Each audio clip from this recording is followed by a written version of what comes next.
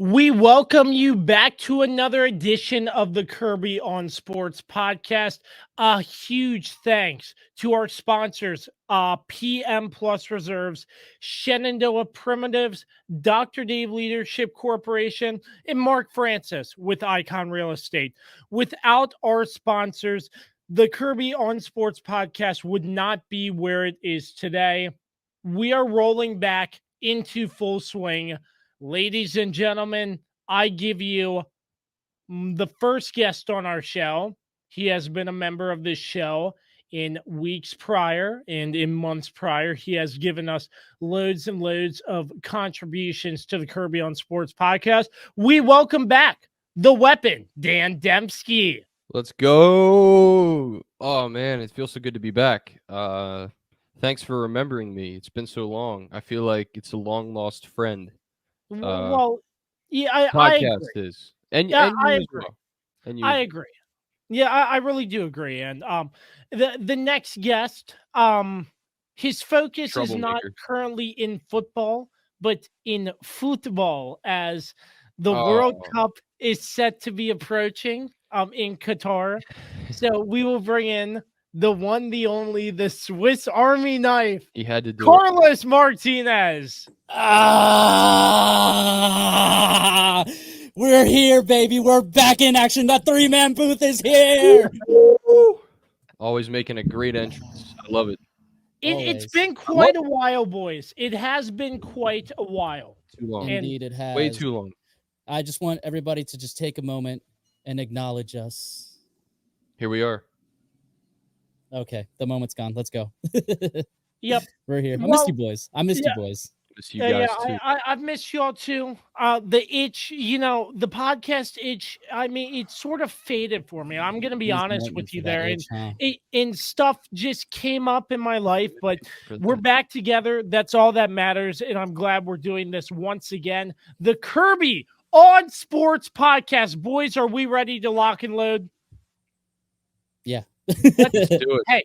Hey, Let's get do this it, show on the bro. road, baby.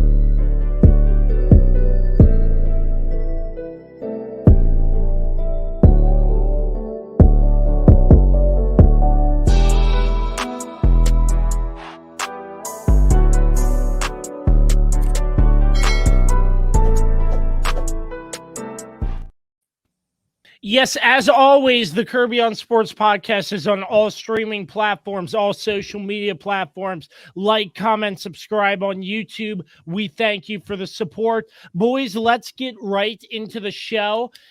The NFL, we can consider the NFL officially back. Training camps are in full swing. Teams are in pads. The first preseason football game is tomorrow as we are recording this podcast. Boys, I you smell did not that? even realize that was tomorrow. Holy, Yeah, it's holy, tomorrow. good Lord, football is back already. My Yes, God. the Jags and the Raiders. What an exciting game that everybody in America wants to see. So Raiders maybe more so than the Jags, no doubt. Yeah, the Raiders for sure are more exciting. I guess it'll be interesting to see how the Jags look under Doug Peterson's new leadership. So maybe it might be a little more interesting. Right. Yeah. At least no one is going to get kicked this year, so that's the plan. But Again, you never know. By Dan's mortal enemy, Urban Meyer. Sworn enemy.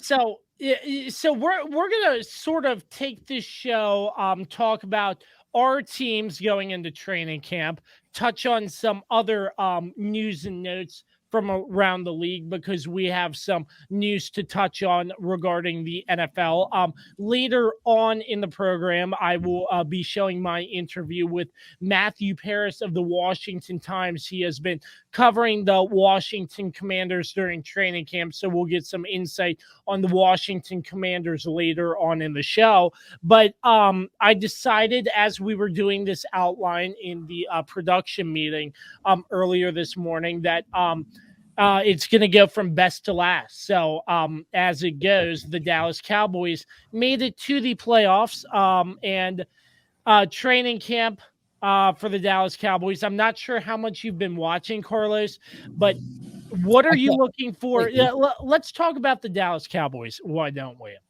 I mean, the state of the Dallas Cowboys right now is not too great. Now, of course, before we just hopped on here, they came out with the news. We did sign Anthony Barr to a 1-year deal. Big. That's a great signing for the defense. Yeah. I'm very concerned for this. I'm very concerned for this Dallas offense. We obviously lost Michael Gallup during the season last year, and he will not be ready for he might miss the first 4 games of this season coming up.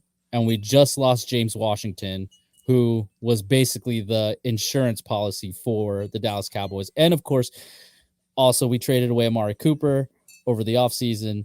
So depth-wise at receiver, Dallas is hurting. We only basically have CeeDee Lamb and Noah Brown as the only 2 guys that really have any experience, especially in the Dallas offense. And let's just say that the fan base is not very happy and pleased right now, especially with not really making any moves over the offseason, not really making any big signings. We have $22 million in cap space. No idea why we're not using that to bring in some more veteran experience at the receiving core, especially because we're so young. We did draft the kid out of Southern Alabama, Jalen Tolbert, who's a stud athlete. I think he was the right pick for when we picked him. I was very happy with that, but he's a rookie and he's a guy who played at a relatively small school. So not the greatest hope for him right now. He's got a lot of potential, but it'll be a lot to ask him to step up right now. I mean, it feels like it's been very doom and gloom over the past throughout the offseason just because of how things ended last year and because of the 26 years of not really doing anything and still trying to claim to be America's team. And we're always the Jones family expecting all the fans to constantly buy in and for them not to really invest in the squad as much. When you see teams like the Rams, you see the teams like the Buccaneers figure it out and, figure out the cap space to bring in all this top-notch talent.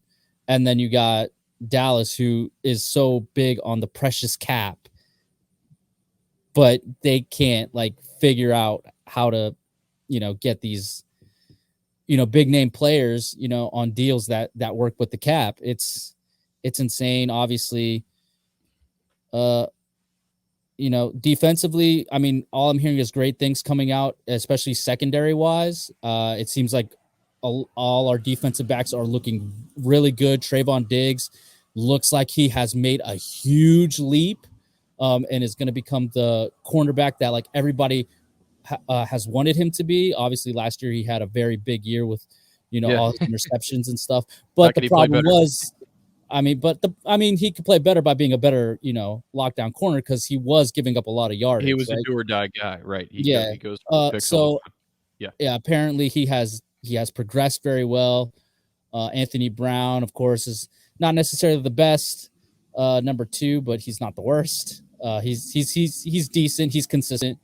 And then the kid that we just drafted, I can't remember his name, but we just drafted him in the draft, the rookie. Apparently he's lighting it up. He's looking really, really good. And he may well take the number 2 spot away from Jordan Lewis, who of course is having his, some legal issues, or he did have some legal issues. He got cleared of them. But yeah, man, I mean, Dak Prescott is Dak Prescott, we'll only go as far as he can take us. And of course, I guess the remaining question really is, the running back situation with Ezekiel Elliott. as of right now, it looks like he's going to be okay. But of course, that remains. He has to stay healthy throughout the season. And Tony Pollard, Kellen Moore has to learn to use him more. That's gonna be the biggest thing for Dallas is incorporating more Tony Pollard into this offense, because when Tony Pollard played last year, whenever he played, like, he got results, and the fact that they didn't turn more to him when Zeke got that bone bruise that was definitely hindering him and hindering the team, that definitely has to change this season. So the offensive line is the offensive line. I mean, if I get into that, that's going to take like a whole 30 minutes for me to get into. So I'm going to skip on that, because I got some thoughts on that. I'm going to skip on that because I want to wait and see what happens with that whole situation. And yeah, I mean, really the strongest unit on this team is going to be the defense, because the defensive line is stacked. Now the linebackers are going to look good, especially now that we got Anthony Barr to kind of free up Micah Parsons. And then, of course, like I said, the secondary is looking stout in camp right now. And of course, this is basically like a make it or break it year for Mike McCarthy. If Mike McCarthy does not get this team, it's probably an NFC Championship game or bust. And I just don't think this team has a talent to make it that far, personally.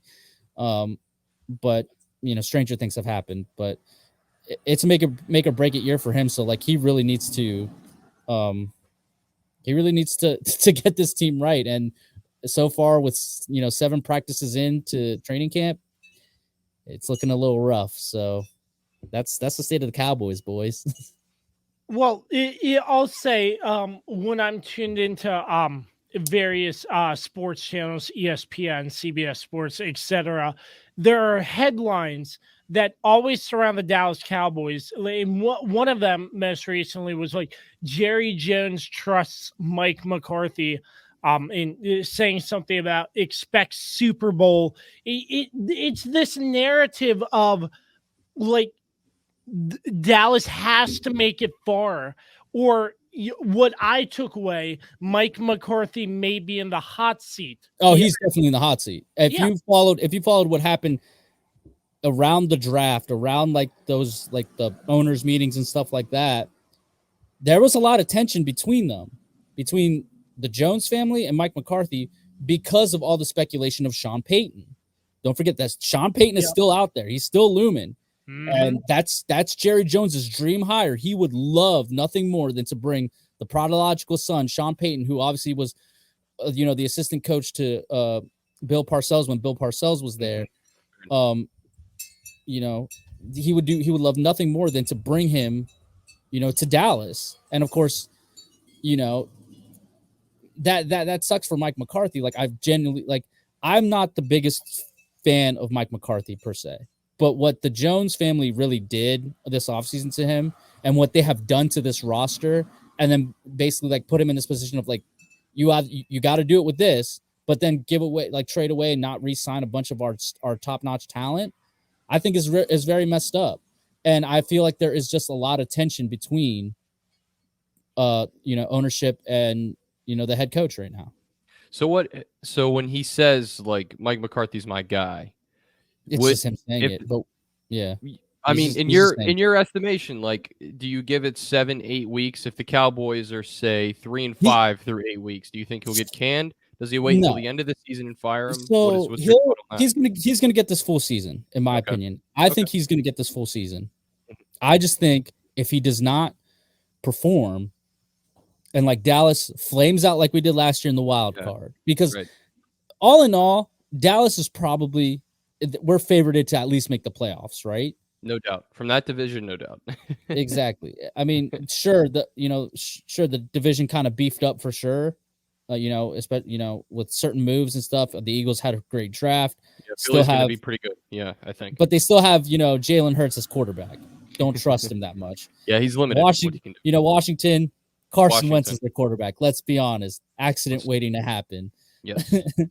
And it's Washington, that's just the franchise. Yeah, exactly. The Giants, the Giants, they made the right move with their head coach, because obviously they brought in Brian Daboll from Buffalo, who obviously is the guy who molded Josh Allen and really led that team to be what they are right now.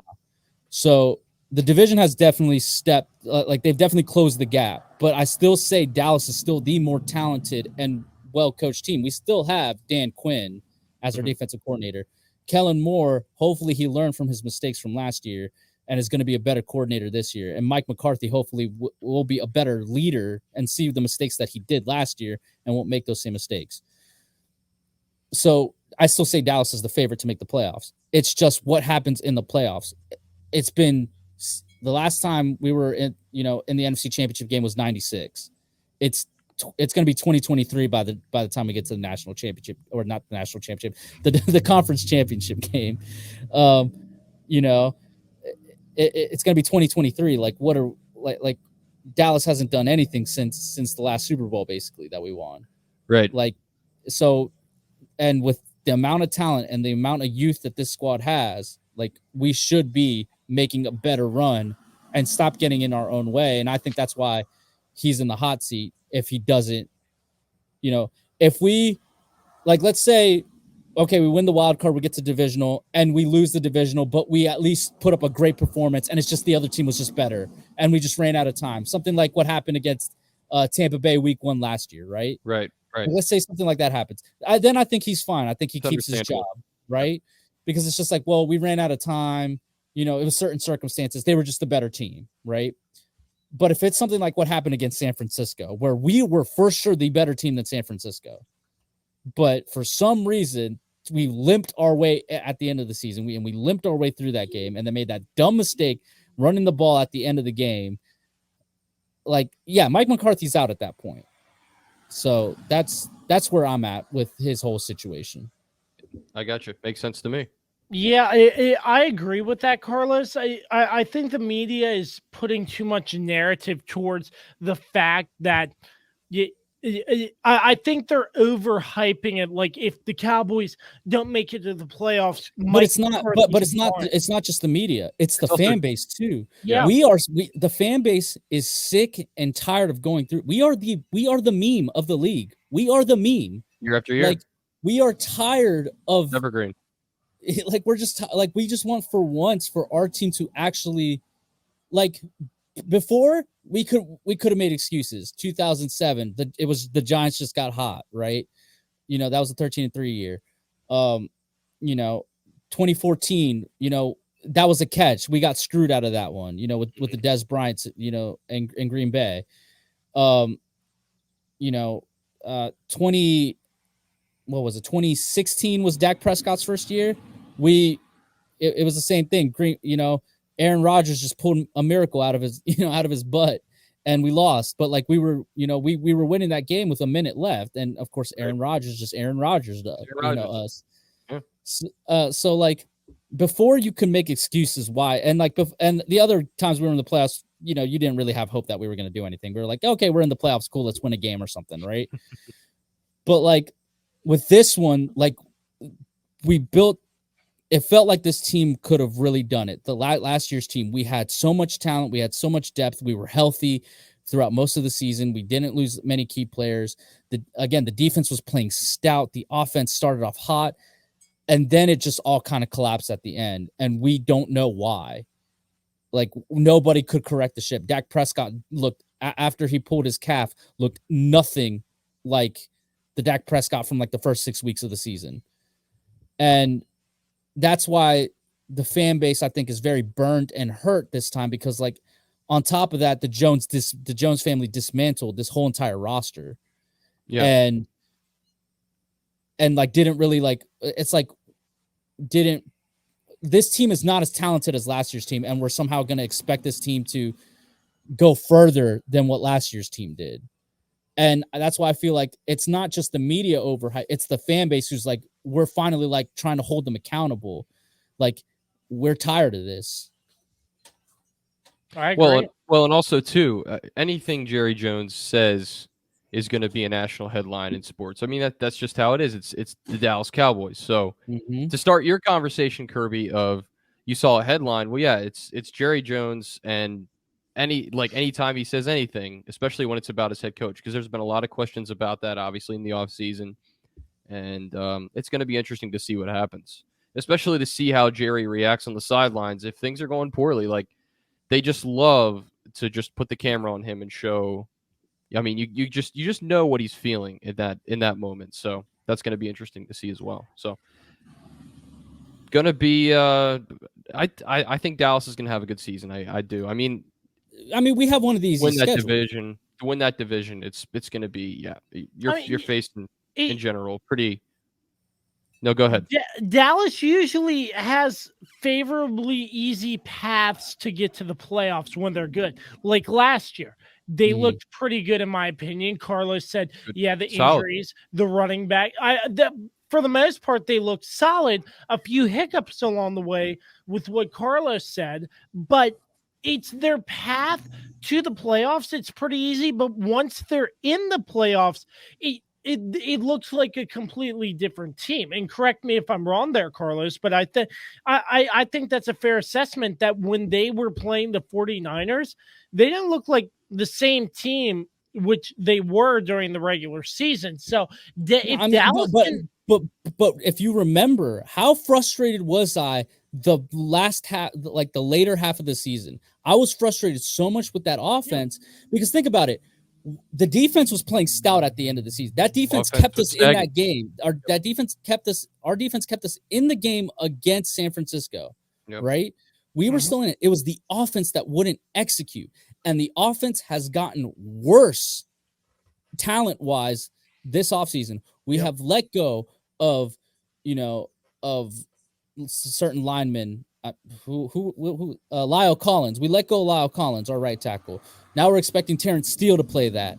We're bringing in a rookie to play the left guard position because we let go of Connor Williams, because he was just a holding machine, right? We traded our best wide receiver in Amari Cooper, and we got nothing for him. The Browns got a deal for him for a 5th round pick. And then you see the trade packages that like teams got for that, like the Chiefs, for instance, got for Tyreek Hill, that the Packers got for Devonta. And like, I'm not saying, Amari Cooper's up there at their level, but he's maybe a tier below them. It's close. So like, we should have gotten more than a 5th round pick for him. Mm-hmm. So like for me, like it's just the offense barely showed up at the end of the season. The only game we looked great at the later half of the season was the second game against Washington and Dallas. That's where we looked great. But remember that first game in Washington, I mean, the defense was kicking Washington's ass, but I mean, the offense, the offense, mind-boggling what they were doing. And then remember at the last quarter, Washington started mounting a comeback, and it got really dicey there at the end. And I was like, if Dallas loses this game, it's going to be insanity because we were whooping that butt all game long. Yeah, that was the only game we looked good in this at the second half of the season, and that's just how we basically stumbled our way into the playoffs. And it was the same old in the playoffs. Dallas's offense didn't show up. Our defense held strong, but ultimately they can only hold on for so long before San Francisco is able to break through. Yeah, I think all really great points there. Carlos, before we move on to the next team on our rundown, have you seen any more from training camp? Have you seen any headlines you wanted to discuss regarding the Cowboys? No, not really. I mean, again, the talk of the town is more of just like the wide receiver, depth, especially in terms of veterans, like veteran experience. There's some good guys still out there, but there's talks, of course, of Odell Beckham Jr. joining the team. I don't know if that would work. For me, it's more of just the timeline. It would just be the timeline of it because, like, don't forget, he also is coming back from an ACL injury, and he injured his ACL much later than Michael Gallup hurt his. True. So he would take a lot longer. Of course, there's still, Fuller. There's still T.Y. Hilton. So there's still some guys that we could bring in a veteran experience that may not necessarily is going to make us an even bigger contender, but is going to like at least be like a guy that like knows what they're doing. That's the biggest headlines really that is coming out of camp, is that it's that. And of course, like I said, the offensive line, we just had, our swing tackle guy get hurt. I can't remember his name. So now the question is like, who the heck is gonna, because obviously Tyron Smith, not our best. I think Zach Martin's our best lineman, but Tyron Smith, one of the greatest left tackles, a freak athlete. He can't stay healthy throughout the season. It's been 6 years since he's played a full year. He inevitably will take a break throughout the year because he's going to get hurt with some injury. So it's like, who's going to be the swing guy? Who's going to like take his spot?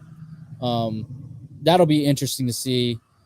There is one more headline. Sam Williams, our second round draft pick, is apparently he's really, really good, is what I'm hearing. He might be a starter much quicker than anticipated, because a lot of people thought he was going to be a rotation guy coming into this season, but it looks like whatever Dan Quinn's doing with him, he's getting it. And Micah Parsons and DeMarcus Lawrence both have said this guy doesn't even know how much potential he has. Like, he has so much talent, and it's going to be incredible to see what happens with him. So that's about it that I got for the Cowboys, though. And, I'm not really going to talk about the Chiefs on this one. This is all about the Cowboys because, they're your team. It's a new season. Carlos, are you a joint Chiefs fan still? What's the deal? Of course. Okay. Of course. Okay. Just My announcing dog's it now. name is Chief. Just announcing it now. My dog's name is Chief. I'm just wondering what's what's going on, because I know 2 years ago Carlos did rescind his fanhood to the Dallas Cowboys. Again, warranted. Yes. And honestly, remind it's warranted for me to rescind my fanhood again for the BS that they pulled this offseason and at the end of the season. But you know what? Gotta stick with it, man. I'm gonna stick with it. Gotta stick with it. I'm gonna stick with it. But the Chiefs are always my they're the side piece. They're the mistress. That's right. Absolutely. Dan, we'll get to your Ravens right after this break. Stick with us. For sports fans living in condominium and homeowners associations, as well as business professionals, when you need a reserve study, PM Plus Reserves has been in business since 1990. Their studies are accurate and easy to understand. Check them out when your association needs a study. www.pmplusreserves.com. You can also contact them at 703-803-8436. Once again, www.pmplusreserves.com. Welcome back to the Kirby on Sports podcast. It is now time to talk about the Baltimore Ravens. The weapon, Dan Dembski. Take it away. Here we go. So what's the biggest headline? We all know what it is. It's Lamar Jackson's contract situation. What the hell is going on? What's going to happen? Pay that man.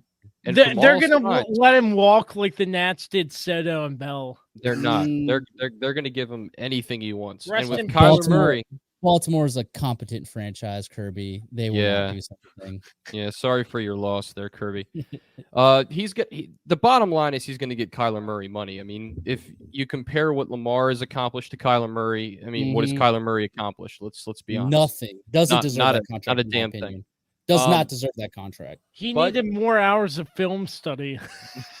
It got removed from his contract. They did him dirty. They did him dirty. Weird. It was really weird. Never heard anything like that before. So, it's just that's like something a high school coach would do. Seriously, like, you guys have to study a certain amount of film per week. Anyway, you're a pro. Come on. It goes to show you that it must be bad. Like, he must have really not studied film at all last year. I mean, there are horror stories of quarterbacks doing that. Jamarcus Russell's probably the most infamous one. He's the biggest. I mean, they gave him a DVD that was blank, and he said, "Oh yeah, I watched the film you gave me." So you didn't watch Jack. crazy stuff. But yeah, I think that's the number one headline, and that's anytime Lamar Jackson comes up, and the Ravens are just kind of included with that, obviously. But all signs are pointing towards them getting something done soon. I mean, we have literally 4 weeks until the regular season kicks off. I would say in the next couple weeks they'll finalize something. And I did see something today that said essentially, they've kept talks and stuff pretty quiet and pretty low key. But that's usually a good sign. Like, that's kind of how the Ravens do business. They've never been a franchise that's really out there and talking about it and trying to get into the something I nitty-gritty wish stuff. Dallas would do more is stop putting their business out there.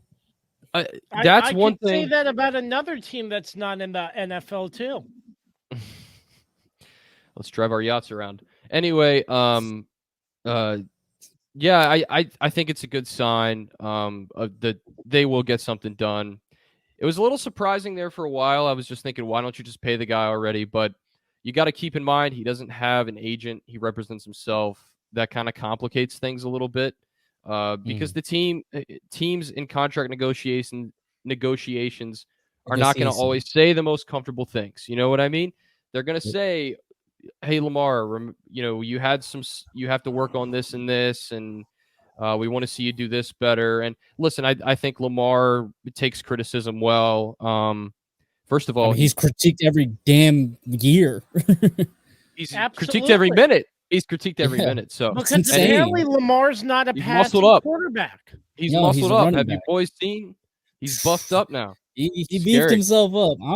I'm so excited to see Lamar this year. I really am. I think it's gonna be a big year for him. I do too. And I'll get to the wide receiver situation because that is something that does concern me. They still have Mark Andrews though, and if they can get healthy and bring their 2 running backs back, they'll be fine. But yeah, that's the headline. I mean, everybody's sort of waiting to see what's going to happen there. I mean, here's a guy in a second full season that won an MVP unanimously. We can't overstate that. Obviously, it was 3 years ago, and time marches on, and hasn't been the same player since then. But I think he's still been really, really good. I mean, to have him be able to reach that peak that he made in 2019 is probably impossible. I mean, that was a once in a generation. He was playing at an insane level. Once in a generation season. So, yeah, that to me is the headline. I think secondarily, you have to look at, like I said, the injuries they had last season, so many of them, Lamar being one of those players. They started off 10 days ago with 6 guys on the physically unable to perform list. Obviously, the big ones, J.K. Dobbins and Gus Edwards. They, probably going to be back for week 1. J.K. Dobbins especially, he's been seen out there running around and stuff and actually been begging John Harbaugh and GM Eric DeCosta, like, hey, can I get in there? Can I get in there? And they're like, no, like, settle down. Like, just take your time. You don't want to rush back after an injury like that. And on the defensive side of the ball, obviously, Tyus Bowser, Marcus Peters at cornerback. We were just destroyed in the secondary last year, and we had guys out there who were literally practice squad guys or signed off the street, for God's sakes, having to come in there and step in and fill those roles, which is extremely, extremely difficult. The fact that the Ravens had the record they did last year is still amazing, considering all the issues they had with the injury. So I think the big thing for them in training camp this year is keep everybody healthy. Now, there's some recent news today that I'd seen where several players cramped up. First-round pick Kyle Hamilton, obviously safety, gingerly walked off the field, so that's kind of a bad sign, but a lot of people are pointing towards dehydration, cramping. Obviously, this time of year, God, we know how hot it is. It's ridiculous. Pads. It's quite the conditioning test. You put your body through that. So I think they'll be fine. I kind of look at the offense, and Mark Andrews is the go-to guy once again, and you've heard nothing but positive things from him so far during training camp. Obviously, we're less than 2 weeks into it now, so it's still a little early, but no, I think he's going to be the go-to receiver, and he has been for Lamar Jackson. Obviously, last year there was no one else. He kind of had to throw Mark Andrews the ball. But we forget that he was like a top 5 tight end last year, and Andrews is a stud. Put up better numbers than most guys, and was right up there with Kelsey as far as like the best tight ends in the game. Now, granted, Patrick Mahomes had several more weapons, so that helps too. One of those guys is obviously gone. But and I guess Kirby's gone too. Look at that timing.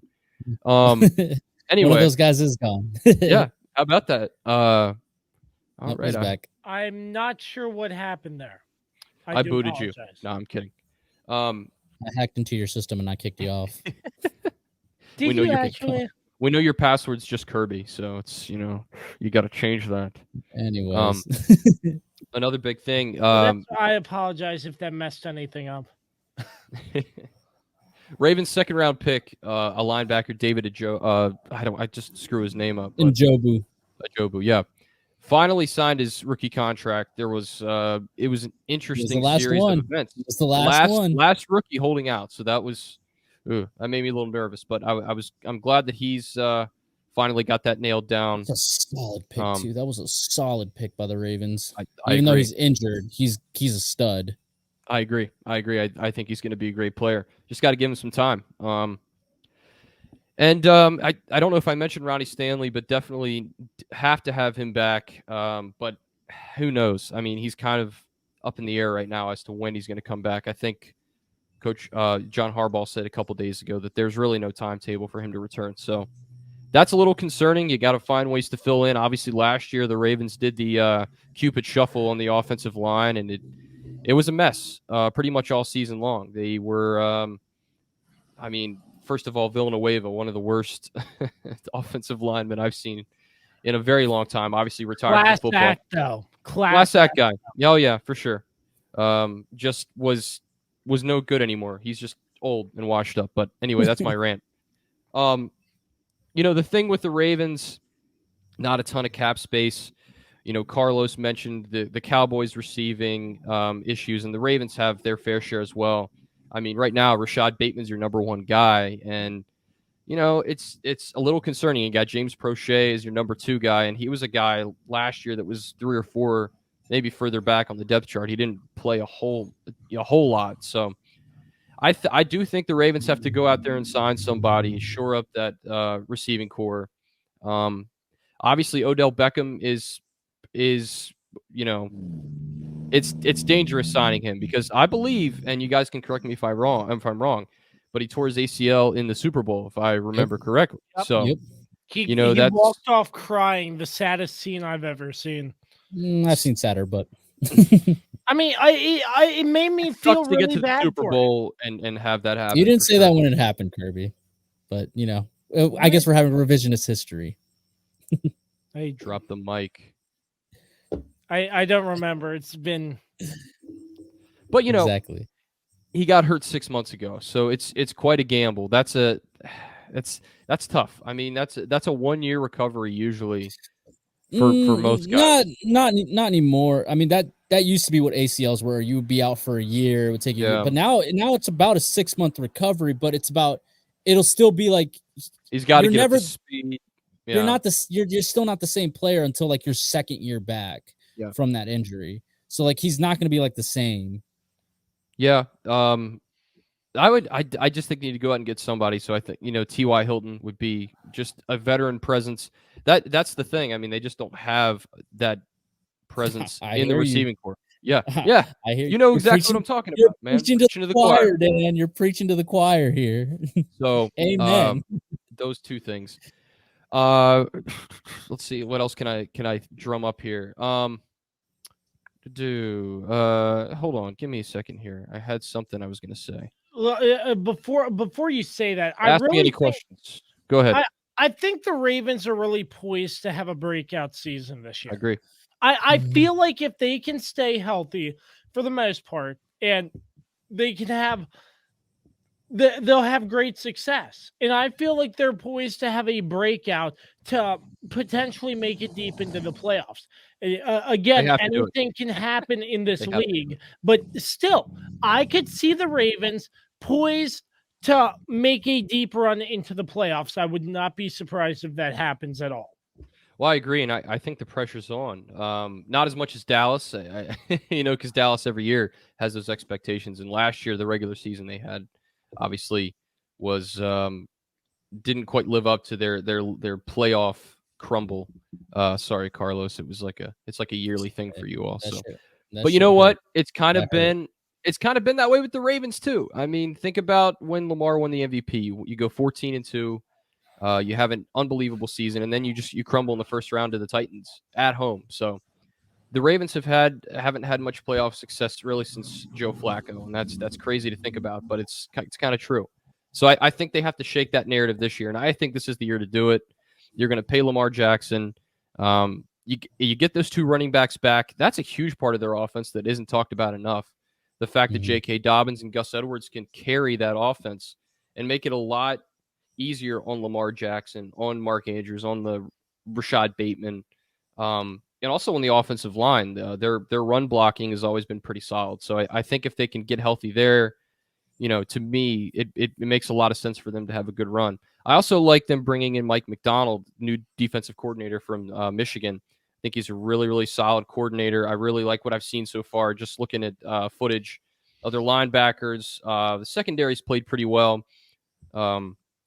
Again, first round pick Kyle Hamilton. He's had some bad plays, but he's a rookie. He's going to have those mistakes now and then. So, but he's a good player in my opinion. Player. I think he's a great safety. It's just like you said, he's a rookie, and you're going to have those things happen. Exactly right. So I mean, again, Trayvon Diggs last season has a killer kills in interceptions, but gets burned multiple times. Like it happens. Yep. So it's going to be an interesting season. I do think the Ravens, like I said, I do think they have to sign a receiver. And since we already discussed Odell Beckham and his injury, and like Carlos said, it does really take a full season to get sort of back to where you were, because you're never the same player after an ACL injury. We know that. You're never back to 100%. Except maybe Tom Brady, but he's like an exception to the rule. But yeah, but I mean, Tom Brady's it's Tom Brady. He's a freak. He's an alien. He's not from here. And he's also not running a lot. Let's be honest. That too. So, I think it's going to be a pretty good season. But they do need to sign a veteran receiver, and they've been known to do that. I mean, they did it with Anquan Bolden, Steve Smith. I mean, those are the two in the last 12 years that to me stand out, because they signed some guys like Des Bryant did not work out very well. Unfortunately, yeah, that was rough. Off the top of my head, I can't think of any other guys who are like older receivers. But this is different. I think. I don't know. I think T.Y. Hilton would be a good fit, but I do think they have to do something, because Mark Andrews is a good player, but you can't just rely on him. Yeah, he's going to be doubled and stuff like that, and you got to have other guys to throw the ball to. I think Bateman's going to have a fantastic season. Hopefully, he's going to have a breakout season for the Ravens. He's going to have to. He's going to have. It's kind of on his shoulders now, especially now that Hollywood's gone. Yeah. I really. He's in the slammer he's in the slammer, boys. Just ridiculous behavior, but yeah, it's I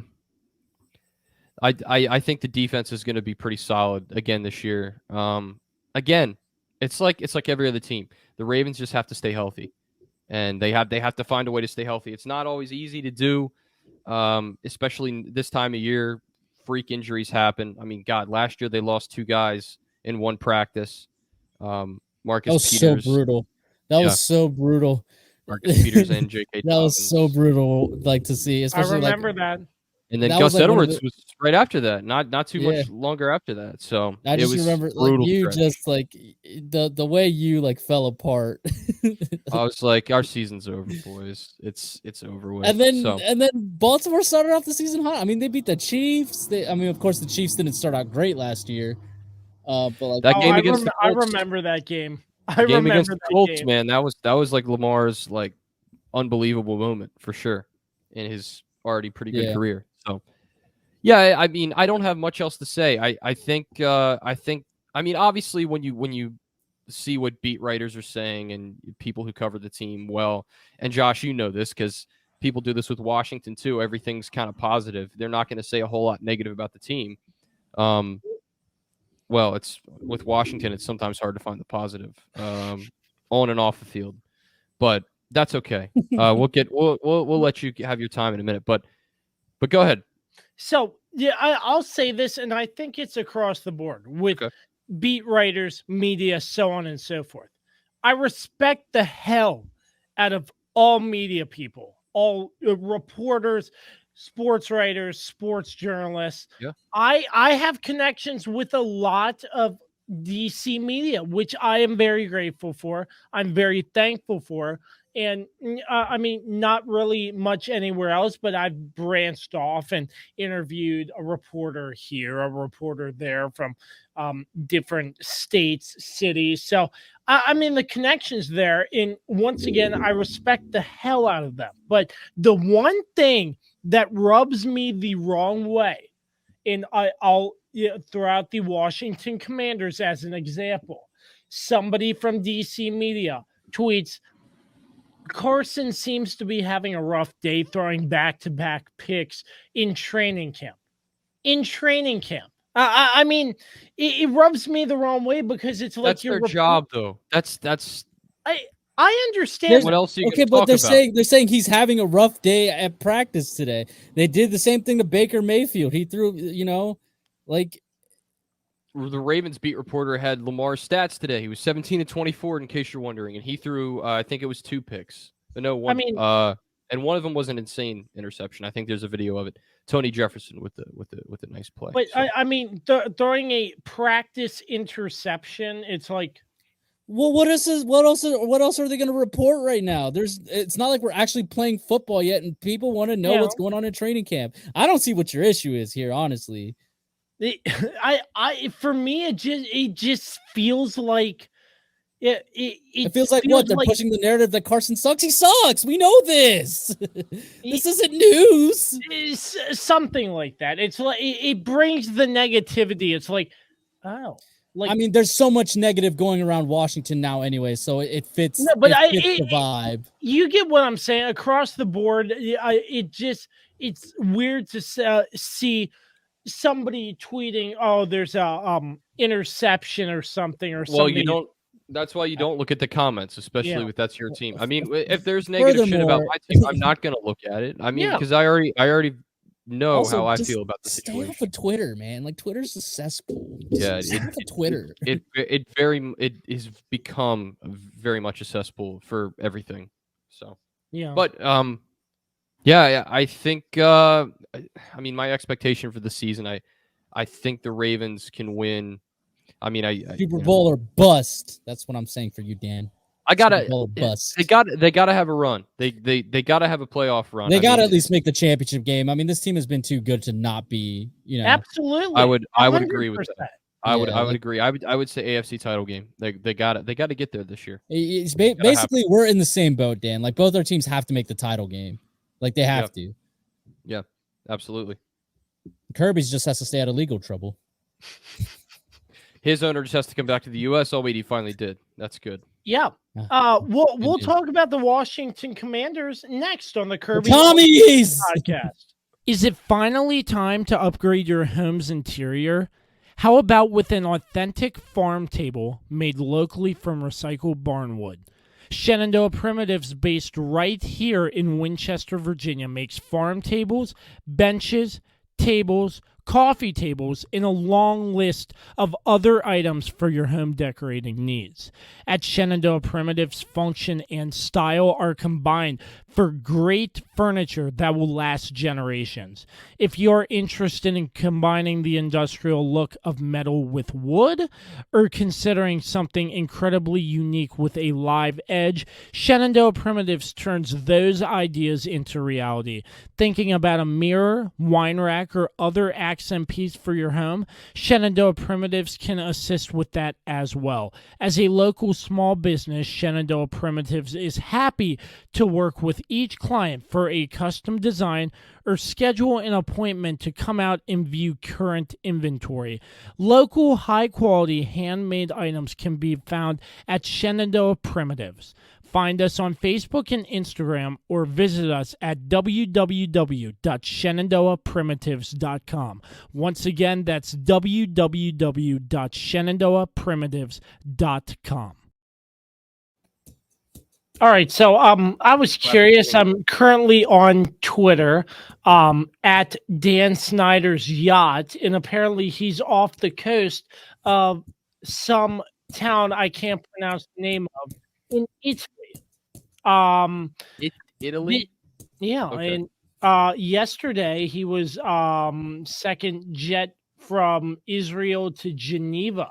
So But he had it. Why but he do did we have care a where hearing. this scumbag owner is? yeah, well, yeah, but He did have a deposition though. Yeah, the other week. apparently that was 11 hours long from what I've been hearing. Yeah, Good. So Last week. Information of that hopefully, freaking scumbag. hopefully there's some sort of throw him over the leeway. boat. Excuse me, not leeway, but Sell the team. yeah, there's some.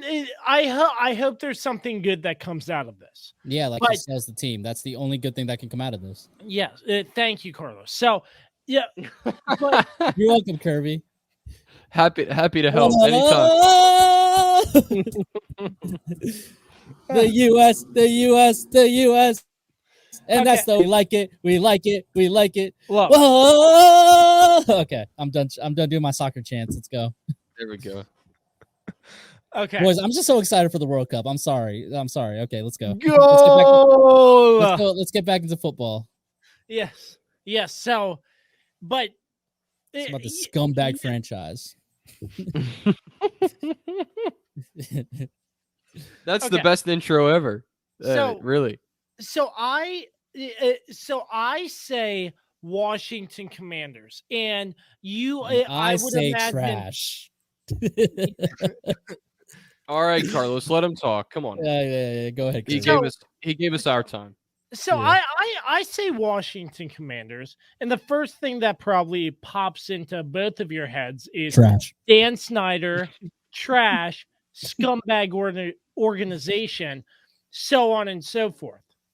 I Right. recently attended OTAs. I was invited as a content creator to witness OTAs. I met Doug Williams, Wentz, Heineke, everybody. It was a blast just meeting all the players. And I can truly say that this franchise is disconnecting in a way. This might sound very confusing to you all, but they're trying to rebuild like get the fan base back, because what Snyder has been doing and what has been done is unacceptable. And Obviously. I think the new regime with Jason Wright and Ron Rivera, Marty Herney, Martin Mayhew, just to name some, I think they're trying to shift things. So in a way, I'm trying to find the best way to word this, but trying to shift things to try to make a positive turnaround. If you get what I'm saying, in terms of bringing the fans back, but getting the fans involved again. And with all this Snyder crap going around, it doesn't help, but I think they're doing a lot better, a way better job with their fan marketing, fan experience in terms of stuff like content creators, coming out to the draft party, interviewing players, inviting content creators to OTAs, so on and so forth. So I feel like there is a change that is slowly but surely happening to sort of like rid them of associating with Dan Snyder. And yes, his wife is acting CEO or whatever, but He's still pulling the strings. but we all know that. making the main decisions here, at least for me, Jason Wright. Ever since Jason Wright got hired, it's a spectacular hire. But in that aspect, I feel like the fan experience is slowly but surely getting better. And I recently interviewed Joey Colby Begovich, the VP of guest experience for the Commanders, on what it's like doing what Joey does. And it's very, very fascinating. That's on our YouTube page if you want to go back and look at it. So it's it's just one of those things where the fan engagement just has to come back. But let me say something to that point. I have something to say to that too. Hopefully I made sense there, because that was a mouthful. Well, let me say the new regime that's come in here is in a really difficult spot. I mean, first Correct. of all, you have to come in. Dan Snyder still owns the team, so they can't openly talk about litigation and things that are going on right now in the background. And obviously, there's been more and more stories about that. They can't talk about that. That's their boss, and unfortunately, that's just how the food chain is. You can't do that and expect to keep your job. So they have to sort of move on and act like, in a way, that this never happened. They feel like with the new name that the past is erased. 20 years of Dan Snyder, actually longer now, it's like 23 years since he bought the team, is pretty much in the past. Even though he still owns the team, his name is still on the paperwork, all that stuff. Until they get a new owner, until they get a new owner and they really, really change the face of the whole thing, it's just not, it's not going to get any better. And it's sad to me, because I mean, Washington used to be one of the most proud franchises, really, before Dan Snyder bought the team. Consistently a team that appeared in Super Bowls, a team that won important games, a team that had, I would say they consistently showed up in Super Bowls, but they were consistently right there. They're way more competitive. They're a more respected franchise. Yeah, exactly. So, yeah, maybe in Super Bowls is not the best way to describe it. I mean, but anyway, won Super Bowls before Dan Snyder. So yeah, that's what I mean. Yeah.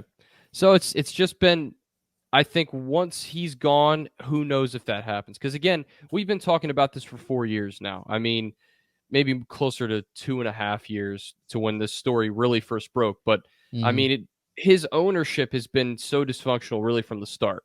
So I think until he's gone, this is what you're going to have to deal with. You're going to have low attendance. They're not going to be able to build a stadium. Yeah, you didn't even mention that yet. The fact that they got permits to build a stadium in Virginia, and the local, I think it was in Prince William County, Virginia, and they squashed the thing. They're like, no, we don't want Daniel Snyder to build a stadium here. Like was it Montgomery County? No, I don't know. They were thinking. There's a couple different sites. They had one in Maryland, one in Virginia, I think it was.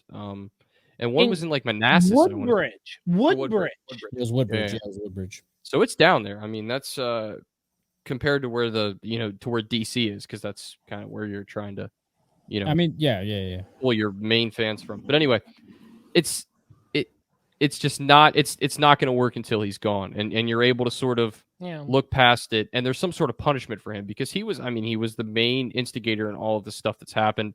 I mean, we had Megan on this podcast. We heard her story. We've all read stuff. The Washington Post has done a great job covering this from just about every angle, the Dan Snyder situation. So if you want to, there's stuff every day that they write that's really, really well written about what's going on with that. So I don't want to get too much into that, but it's got to be frustrating for you, Kirby, because this is a team you grew up loving and watching. And yeah, they've never been like a really, really good team in your lifetime, but at least they weren't like the constant embarrassment to the NFL. You know what I mean? Like they are now. Like they are now. They're the bottom feeders, and it's because of that owner. So until he's been kicked to the curb, I think it's just something you're going to have to deal with. Low attendance, not a lot of interest in games locally. I mean, I know I'd rather go to a Ravens game, and the stadium's probably almost the same distance from here. Packed. Yeah. So compared to, again, remember we went to the Chiefs Washington game last year, and it was not impressed. It was not impressive attendance. It was mostly Chiefs fans.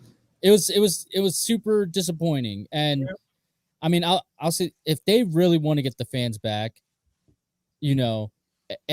Snyder needs to sell the team. Like he needs to the fans aren't going to come back until Snyder's gone, because nobody wants to line that scumbag's pockets anymore. I don't. I didn't want to do it last year. When we were sitting there discussing what game we wanted to go to this year, Dan specifically said he doesn't want to line that man's pockets anymore. That's I what don't I said. either, because and especially with FedEx Field, that fan experience, it's not great.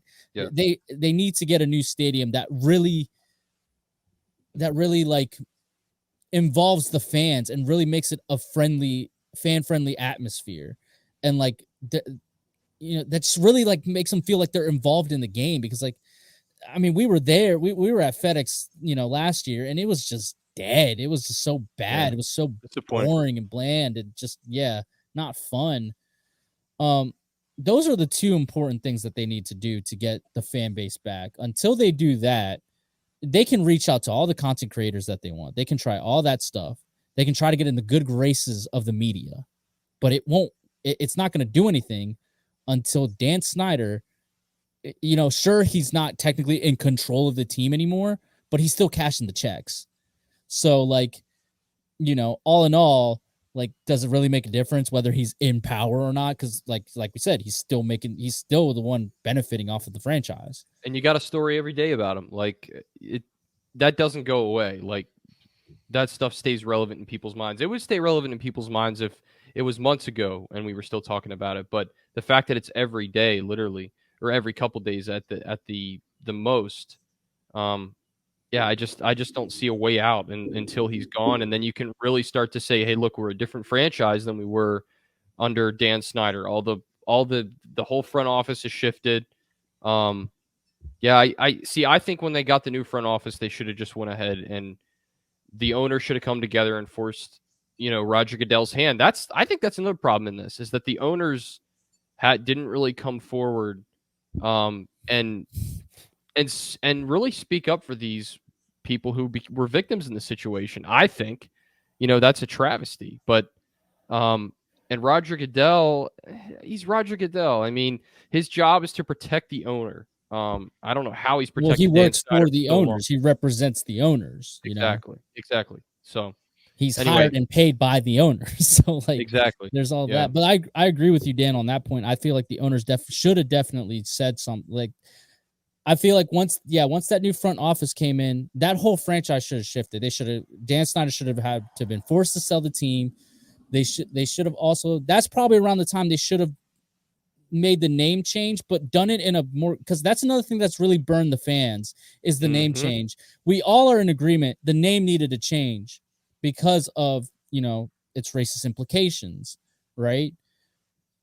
But the way they went about it, it hurt a lot of fans because of how, again, they were hiding. That was the name of the team, right? Like, and not to mention it got leaked the day before.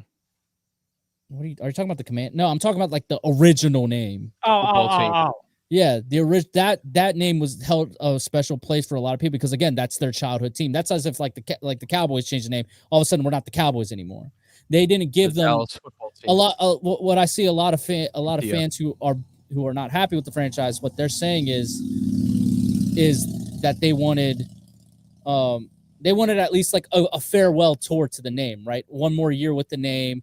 Then they could have gone to the Washington football team while they figured out to eventually land at the Commanders, even though the Commanders was like the easiest name to come up with. I don't understand why they went through a whole 2 years trying to make up what they did. I still think the rollout for the new team name was garbage.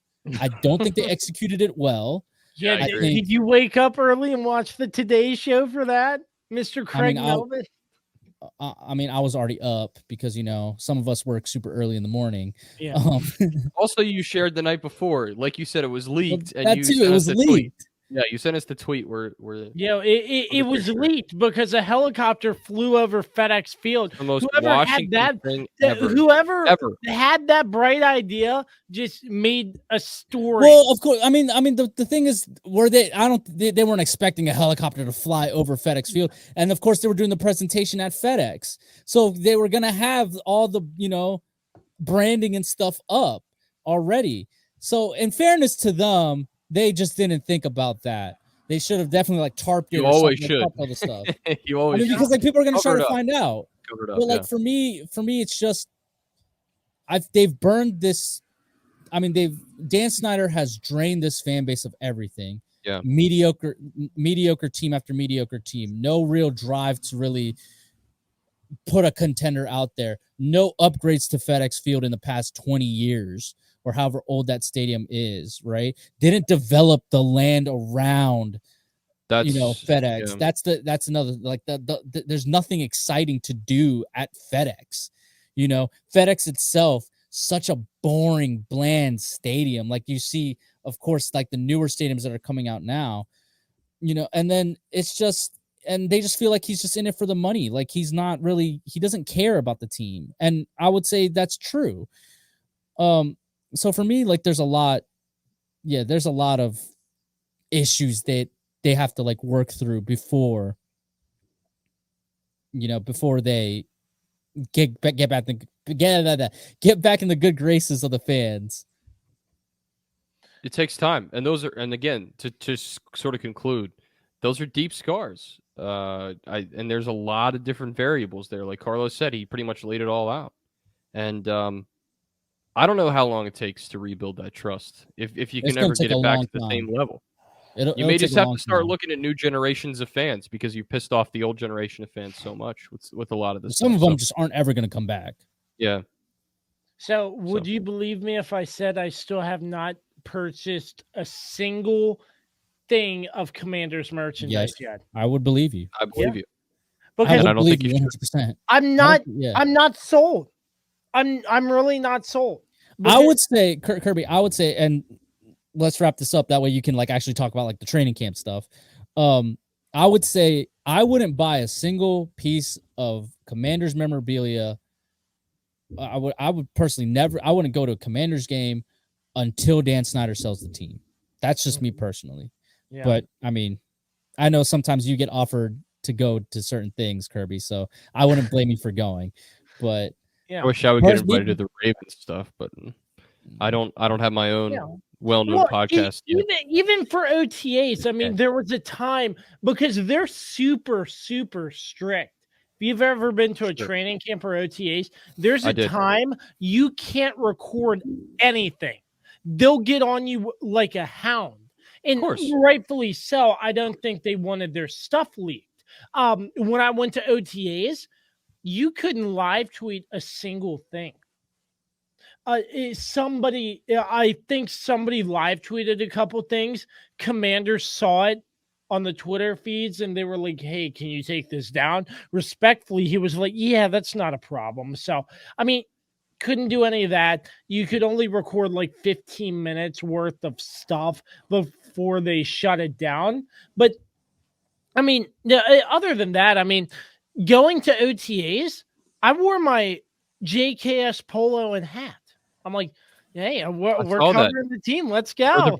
For the brand. Do it for the brand, you know? We're not Pat McAfee.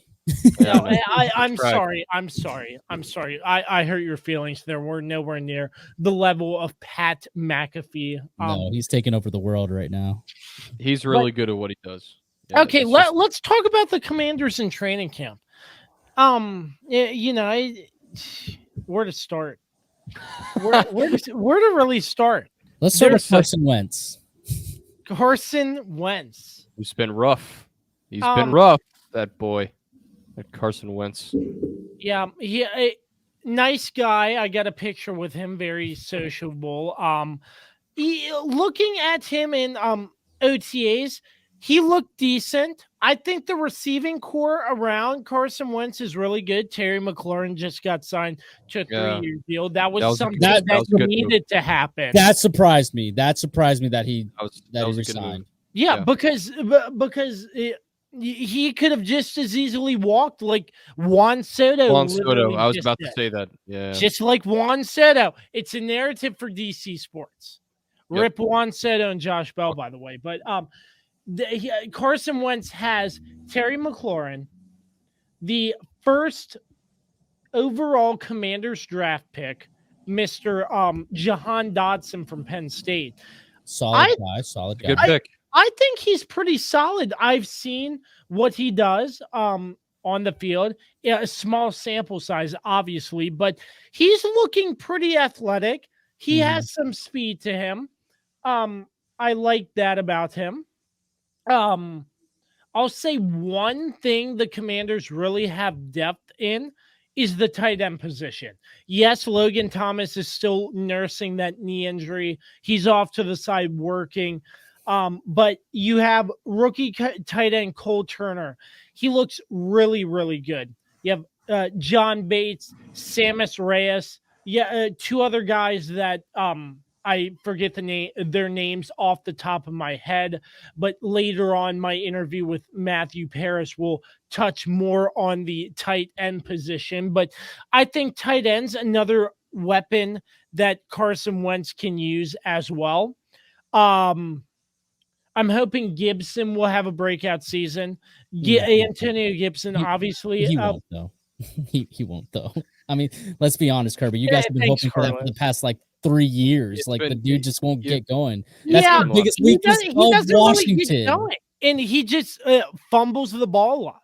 So it's either Gibson has a breakout or they're going to send it down to Jared Patterson or Brian Robinson.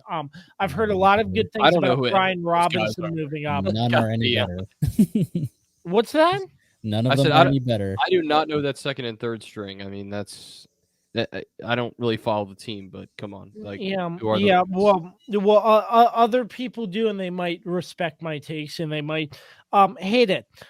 So far during training camp, okay. Jesus.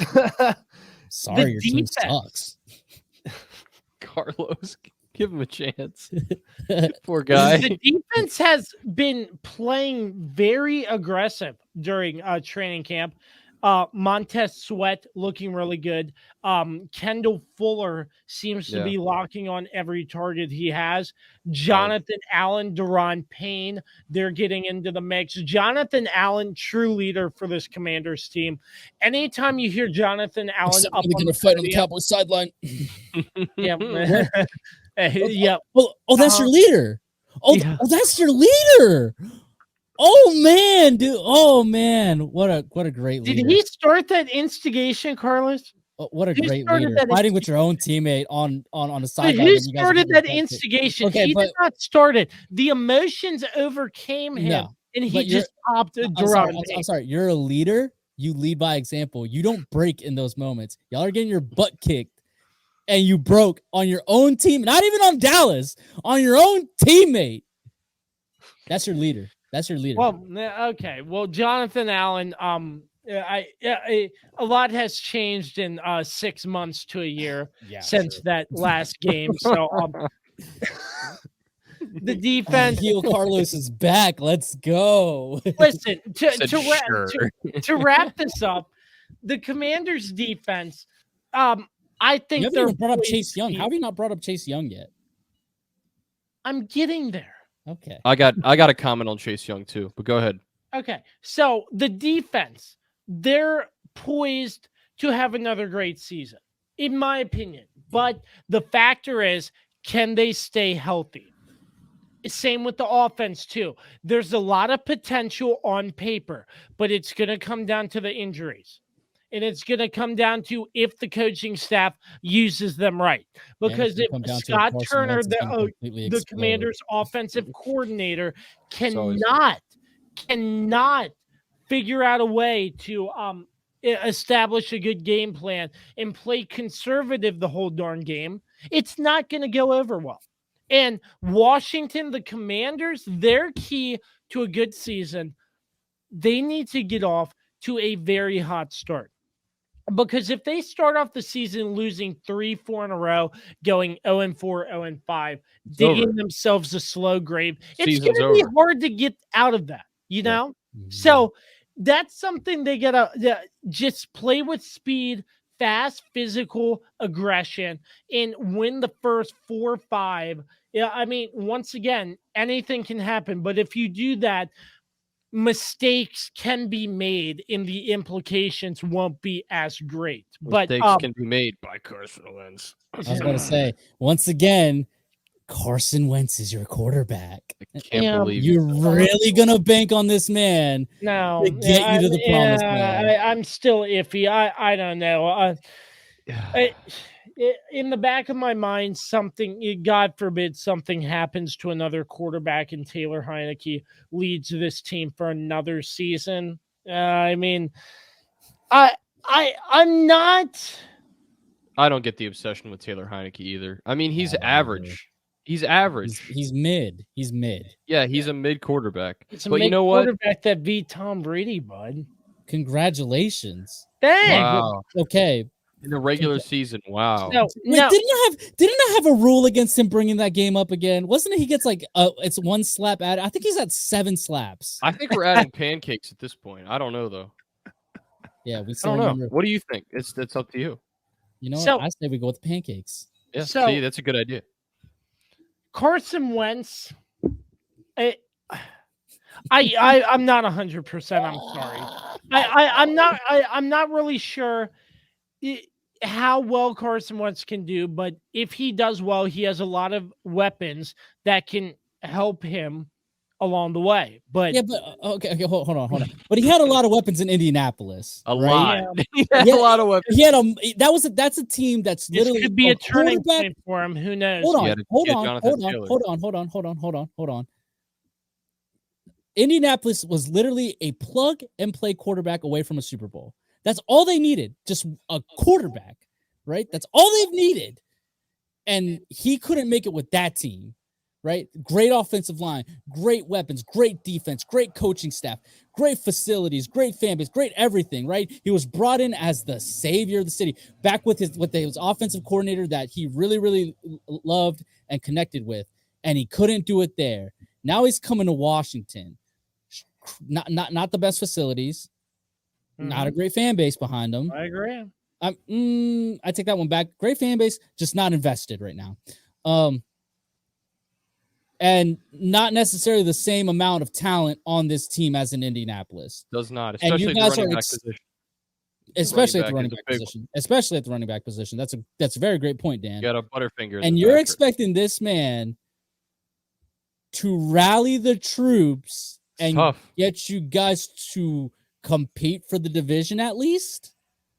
That's tough. That's a tough ask. It is. Still hasn't brought up Yeah. Chase Young, though, surprisingly. he's Well, I better. was He's just better. about He's to better. get to He's that, better. bud. So, Chase Young. Happy. Okay. Yeah. All right, go ahead. Chase Young. Let's talk about Chase Young. Okay. I respect Ron Rivera for not putting a timetable on when Chase Young will return. Chase Young, he played very well, in my opinion, before he got injured. I was unfortunately at the game where he got injured. And Matthew Parrish will say this, but I will say this again.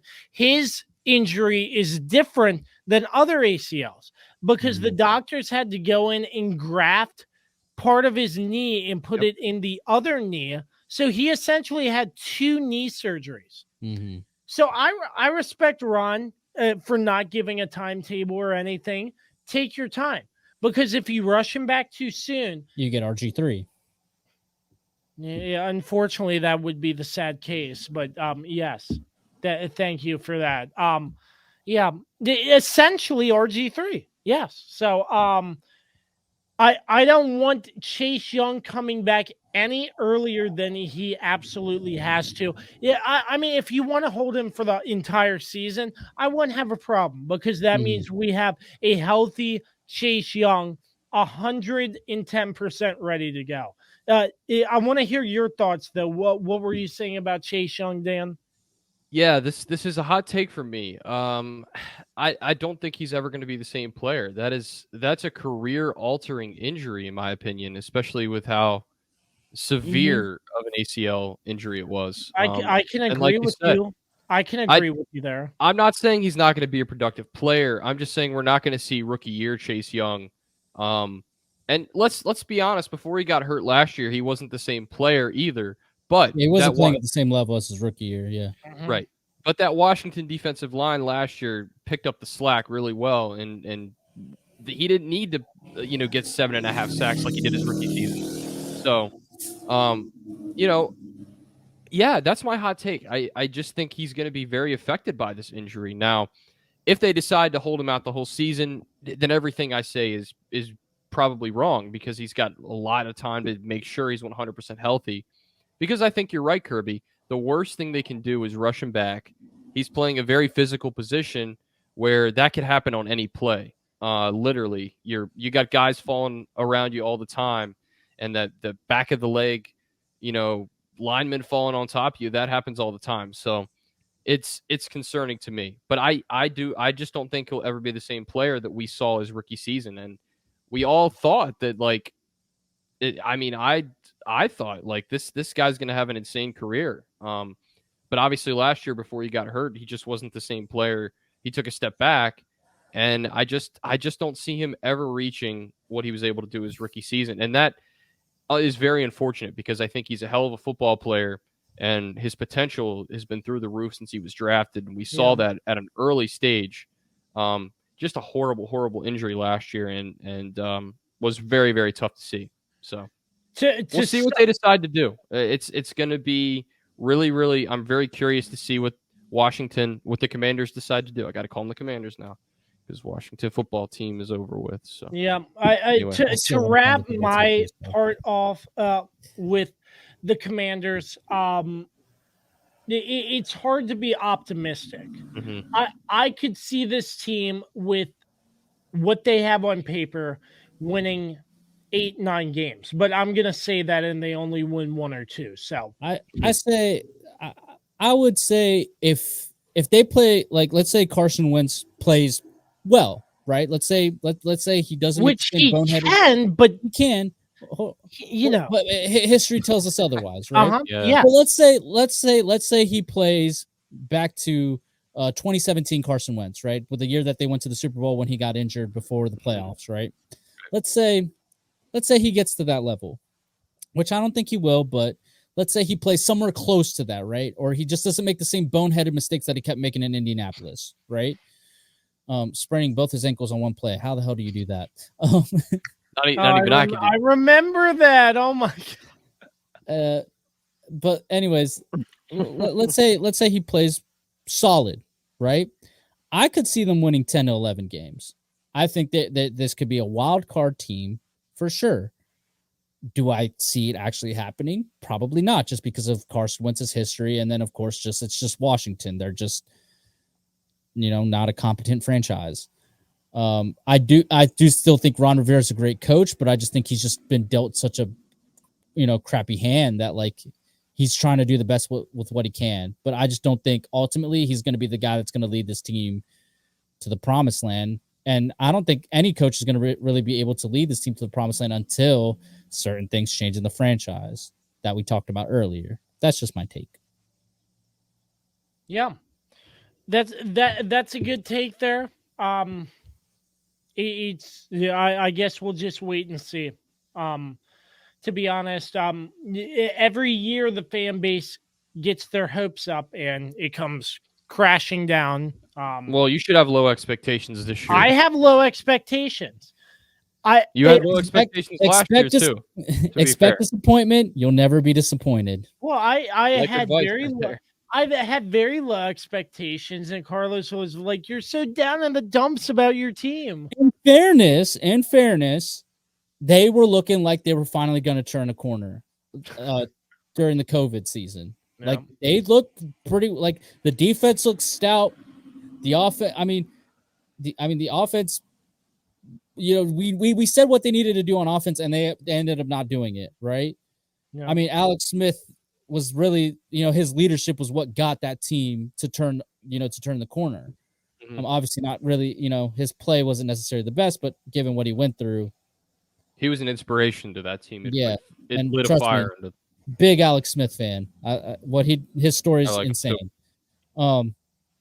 So that's why I was like, to stop being so down on your team. Like, if they just get these certain things right, then they'll be okay. Well, they didn't, and now look, we're back in square one basically. Let's see how it goes. I would still be pretty hesitant to be optimistic about this team, just because again, Carson Wentz isn't necessarily the smartest move, but we'll see. Yeah, there were better quarterbacks out there, but especially for what they gave up. I don't know if they wanted to play in Washington though. You know what I mean? Carson Wentz might have been the only one that's like, sure, I'll do that. How Well, much money are you giving me? I don't think Carson Wentz didn't really have a choice. No, It was a no. trade. He was going So to get set. Yeah, he was going to Russ be. Russell Yeah. Wilson I had a don't know. choice. Mhm. I just have very low expectations. I know your two Understandable. teams are better, and yeah, I'm the laughing hope. stock of this podcast when it comes to my football team. But that's the hand we're gonna get dealt. Someday the tides will turn. Probably not in our lifetime, but someday. Pretty dooming. Jeez, dang. All right, we ready to get into some NFL news then? NFL news and talk after this quick commercial break, and we'll go to my interview with Matthew Paris when we return. You won't miss us long. I promise you. We'll be right back. Just do not fear. We will be right Okay, back. bye. Hey, sports fans. Thank you for listening to and supporting the Kirby on Sports podcast with founder and host Josh Kirby, along with lead contributor Dan Dembski. Like, subscribe, and give them a 5-star rating wherever you get your podcast from. My name is Dr. Dave Miles, founder of Dr. Dave Leadership Corporation. Our company helps leaders build engaged and productive teams. Exclusively for listeners of the Kirby on Sports podcast, you can take an opportunity to discover your primary communication style and learn more about effective communication with others. Text Kirby to 757-903-0743 for your free copy of the Working From Home Communication Assessment, where you'll learn your primary communication style, how to better communicate with others not like you, and tips on working remotely based on your personal communication style. 10 minutes, tons of resources. Learn about yourself and your team. Again, text Kirby to 757-903-0743 for your free assessment report today. I'm Dr. Dave Miles, founder of Dr. Dave Leadership Corporation, where we help you and your team be more engaged and productive by understanding each other better. Back to you, Josh. Well, we know the storyline by now, ladies and gentlemen. We know all the moves that have been made, so on and so forth. Yes, Carson Wentz is a Commander. Still, I mean, there was so much news going around with Carson Wentz, getting traded to the Commanders signing him, all this space, so on and so forth. That's all in the past, but we're going to talk about with training camp now. Commanders training camp. We have a very special guest from the Washington Times, Matthew Paris. Matthew, thank you so much for your time tonight. How are you, my friend? Hey, I'm doing great. Thanks for having me. Nice talking to you again. Yes, sir. It's always great getting people like you, Matthew, back on as a guest. So training camp for the Commanders, just slowly but surely getting started as we're recording. Actually, this was their first day in pads, so a little bit more intensity, more work to be put in.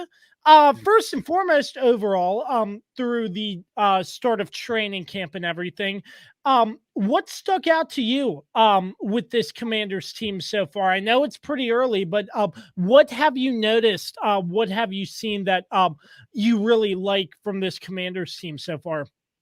Yeah, well, if we're going to focus on the positives first, it seems like this defense, after having such a rough year last year, seems like they have a chance to turn a corner. That they're bringing back most of the secondary. Now, that's a group that struggled, but this is a unit that I think is really banking on that continuity to pay off in their second year together. If you look at all four of the kind of the back end spots, the two starting quarterbacks and the two starting safeties, those are all the same from a year ago. The only really major difference in the secondary is Benjamin St-Juste as the slot corner. He's in there now. Landon Collins was released early in the offseason, so he's not there. But, this is a unit that is really kind of banking on that continuity to take that second year leap. And, maybe it's just the offense really struggling, but so far I think they're kind of poised to do it. I think a lot of it depends on the offensive line or the defensive line, though, because with Chase Young out, who knows? But I think the star of camp so far might be Montez Sweat. He's looked really, really incredible. I mean, obviously, I'm not out there, but I see videos. People are tweeting out videos and stuff. Yeah, you can only make so many assumptions based off of that. But one of my assumptions I've seen from so many different people filming some portions of training camp, so on and so forth. Yeah, I mean, I know it's still early, but the defense looks like it has a big pop, like their intensity is over the top, just pressuring the offense. I know it's training camp, but have you seen something like that from this defense? I do. It's a group that plays with edge. Yeah, and I think we even saw that last year. This was always a confident group. It was just a matter of whether they were too confident, whether they had bought into their own hype. But after going through what they went through last year, they were, they didn't live up to expectations. They really missed badly by those kind of remarks. And so, I think it is a group that is a little bit more humble than a year ago. I think they're still confident in their ability, but yeah, they have playmakers and they don't really have any weak links anymore. They don't seem to, you know, like you look at a guy like William Jackson, he was really struggling in last year's camp as he switched from being a man corner to a zone corner. Now he looks a lot more comfortable in year two. I think the big question mark for me still, besides maybe the other edge rusher spot, is Jamin Davis. He's a guy that really struggled in year one. I don't know how much of his growth so far at outside linebacker, like, will that help him once regular season starts? I don't know, but he looks fine so far. He doesn't necessarily look to be kind of the weak link that he was last year. So, yeah, on paper, this is a group that has the potential to be better. And I think it helps that, frankly, they aren't facing nearly the same level quarterbacks they did last year. I think that was part of their problem. I also heard from numerous sources that Kendall Fuller has been doing well in training camp as well. I heard stuff about him locking down Terry McLaurin, newly signed Terry. What do you think about the corners so far for camps? As we're getting into the first day of pads, so on and so forth for this Commanders team. Yeah, Fuller has an edge, and I think the thing that really stands out with him is he plays with such effort. Can't remember what day of camp it was now, but the other day he had a kind of a diving, he jumped into the play to force the incompletion, but in doing so, he popped the ball up, and Cam Curl was right there to make the interception. So, it's just effort like that. If this is a defense that can create turnovers, they're going to be a lot better for it. That's something that they've struggled with in the past. And so, yeah, that it's been interesting to see kind of his progression, because if you think about his first time in Washington, his first tenure here, he was a much better slot cornerback and struggled kind of on the outside. But with Rivera, it's been really the opposite. He's been much better on the outside and has struggled on the inside. And I think if you look at the difference between last year and this year, they specifically know that he's an outside cornerback there. I would be really surprised if, that they experiment with him again in the slot, because I think they realize that, hey, this is a guy that can play with a lot of vision on the outside. So we can talk all day about the defense, but my last question about the defense, obviously Rivera isn't going to put a timetable on when Chase Young may or may not return, but he's out there in training camp. I had the opportunity to go to OTAs, watch the Commanders do work in OTAs. I saw Chase Young out there on the secondary practice field, just doing resistance bands, small little working to get better and better ready for when he makes his return. Have you seen anything more from Chase? Is he still doing that slight recovery work? What have you seen from that? Yeah, he's been on the side field, still working out. One of the days he really went hard, and it seemed like he was, really trying to push his limits and trying to do that. But at the same time, they're being very careful with him. He's still, frankly, he's still a far ways away from playing.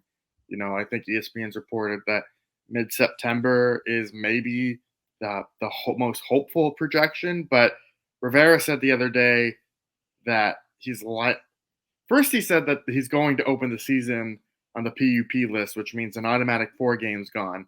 And then after he said it, he like tried to quickly kind of take it back and then said, okay, just the first game. So he doesn't want to put a timetable on it. But at this point, I would be surprised if he played any of the first 4 games, just kind of the tone that Rivera has taken with this. So, maybe he returns sooner than expected, but at the same time, this was a serious injury that he suffered. He did tear his ACL, but his recovery differs from the traditional surgery because they had to go into his left knee and graft the patellar tendon and transfer it to his right knee. So really, he kind of had 2 knee surgeries, and because of that, the timetable to recover is a lot more than even say Logan Thomas, who got hurt a few weeks later. Young's recovery kind of is a part of the timeline. I had no clue about that, how he got grafted from one knee to the next. That's very interesting to hear so far. So let's move to the offense. And I don't want to start off at quarterback. I think one position, and Matthew, correct me if I'm wrong, because I'm not there. I'm only going off of Twitter and numerous sources that I know, content creators, so on and so forth. But one position I think the Commanders have a lot of depth in this year, and that will really help them, is the tight end position. You pick up Cole Turner. He's a draft pick. He seems to be having an impressive camp so far. John Bates, another one. I think most of these tight ends are performing pretty well, while Logan Thomas is rehabbing for whenever he's set to return. Yeah, I would say that Cole Turner is maybe I don't know if it's the surprise of the camp, but he's the guy that I keep going, oh, wow, they might actually have something here. Like how a few years ago you would say that about Antonio Gibson or even Terry McLaurin. I don't think he's going to be that level of contributor in year 1, but he's a guy that because of Logan Thomas being out, John Bates is hurt now too. He has a calf injury. He hasn't practiced the last few days. He's getting really valuable reps. And in doing so, he's really, his size really stands out. He's 6'6".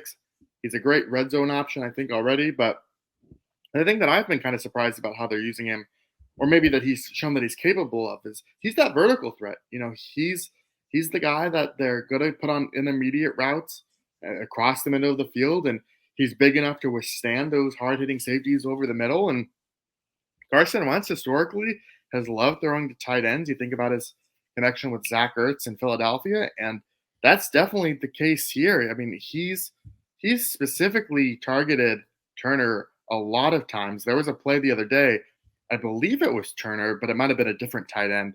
But Terry McLaurin had Jamin Davis on him, and Wentz tried to force it into the tight end. I believe it was Turner.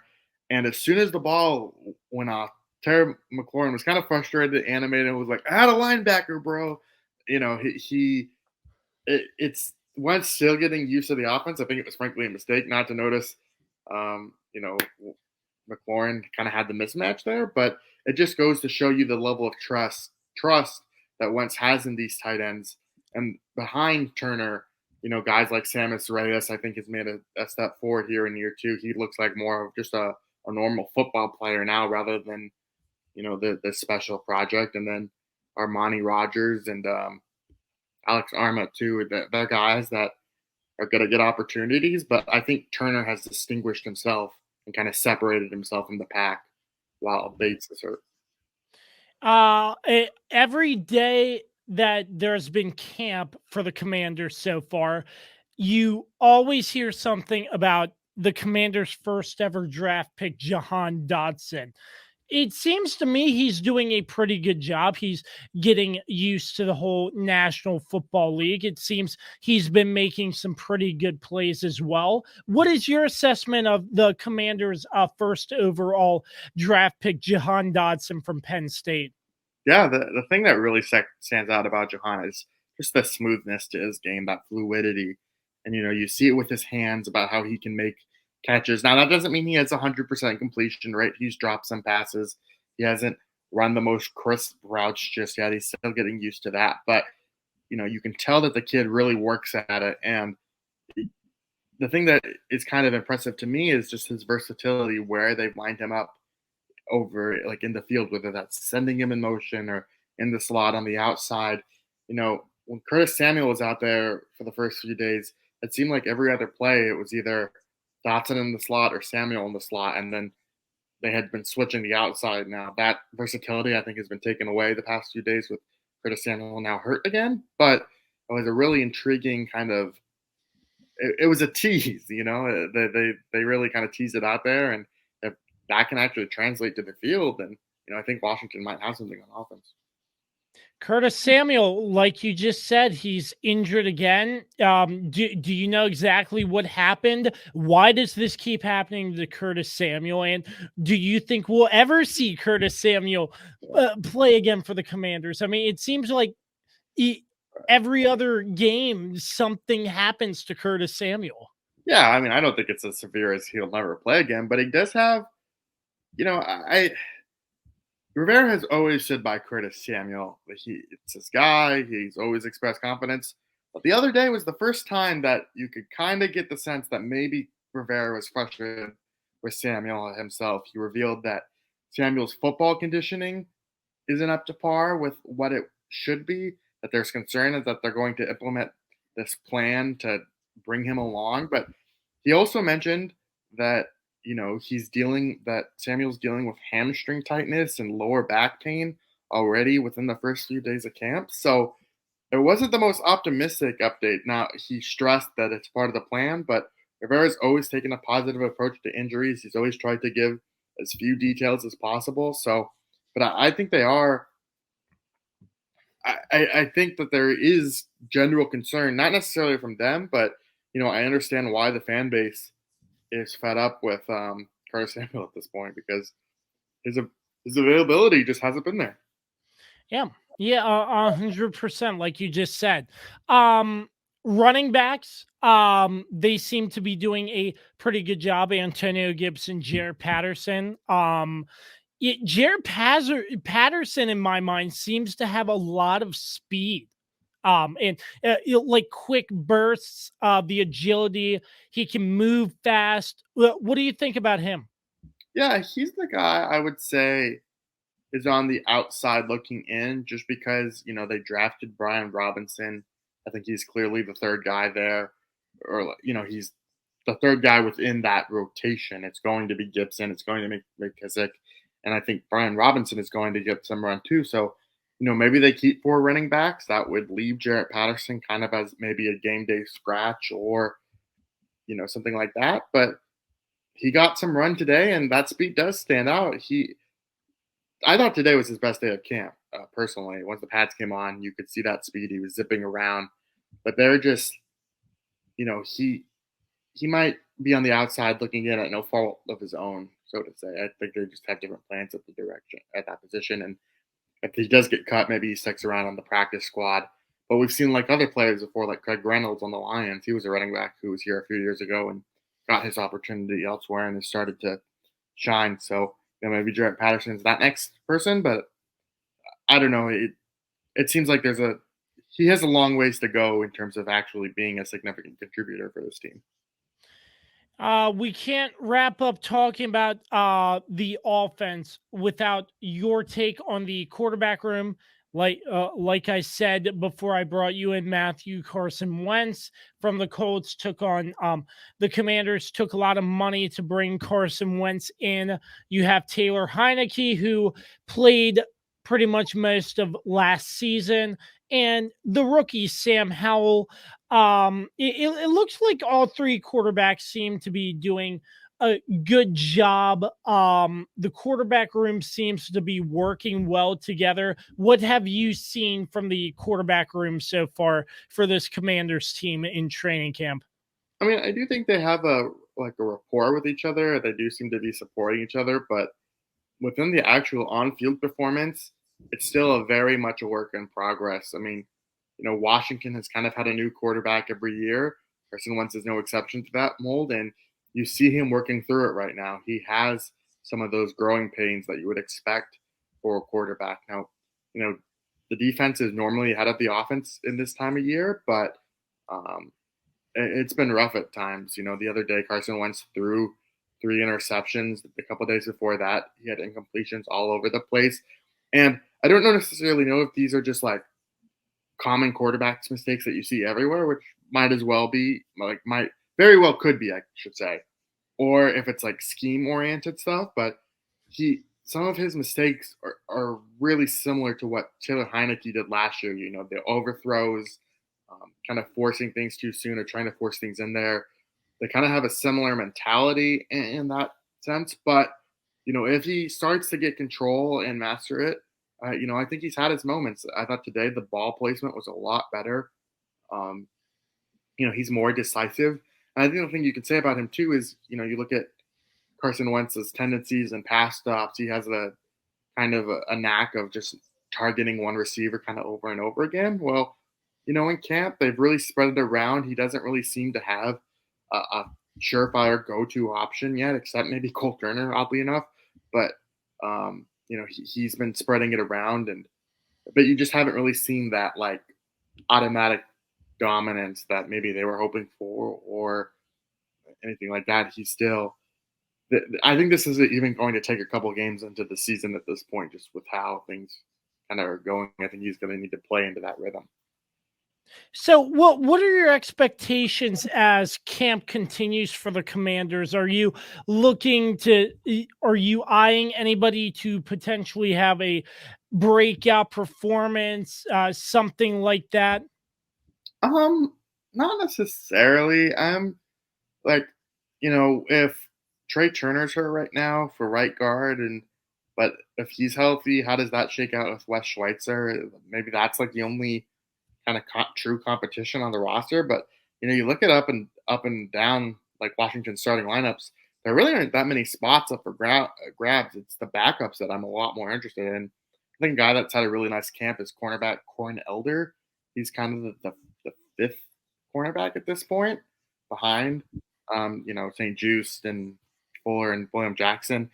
But Danny Johnson, actually, if I had to choose one player for this exercise, I guess it would be Danny Johnson, because similar to what Jimmy Moreland was that last year when he just got he got cut. Maybe he's on the outside looking in, and I think Danny Johnson's had a fine camp so far. It just seems like they like Corn Elder, Christian Holmes is their 7th round pick, and even a guy like Josh Drayden, who's an undrafted rookie, he's kind of had his moments too. So I'm kind of interested to see how Danny Johnson shakes out. I would imagine covering this team could be interesting at times for you, sometimes long hours writing articles, so on and so forth. Matthew, I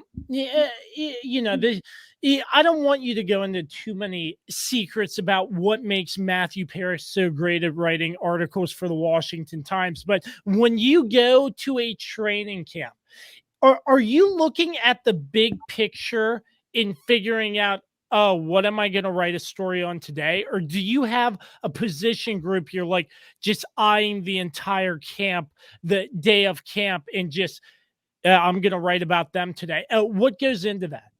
Yeah, I think I generally try and plot out my stories in advance, like normally the day of, but like the other day I was going to write about Antonio Gibson, but then there was the Curtis Samuel news, so I had to pivot to that. And so I wrote about Antonio Gibson today, but it just kind of fluctuates depending, practice is broken up into like periods that are like, 10-minute sessions each. So like today I focused more on the one-on-ones of the offensive line and the defensive line going against each other. But tomorrow I'll probably watch like 7-on-7 stuff between the receivers and the corners just to get a better feel of that.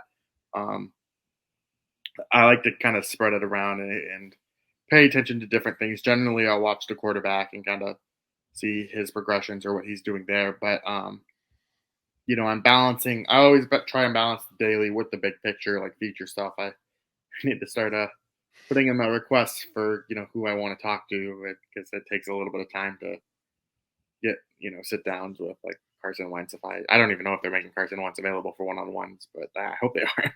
Oh yeah. No, yeah, I understand completely with that. And I assume you're in the press conferences after with certain players the Commanders make available as well. As a reporter, I'm sure you probably fire off a question or two.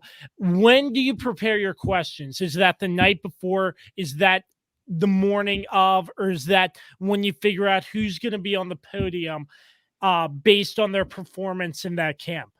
Yeah, pretty much all of that. I mean, I don't necessarily like plot it out that much in advance. If it's like an important sit down, I will I'll spend some time, um, you know, having it well thought out. But it's mostly like, some good advice that I received is you don't let the press conference dictate your coverage. You've got to go in there with certain things to ask. So, if I have a story I'm writing, I try and get questions for that so I can have something to write about. But at the same time, you have to respect their answers, and you can't force a narrative just to force it. You've got to go with kind of how they present it and represent them fairly. So that's what I try and do.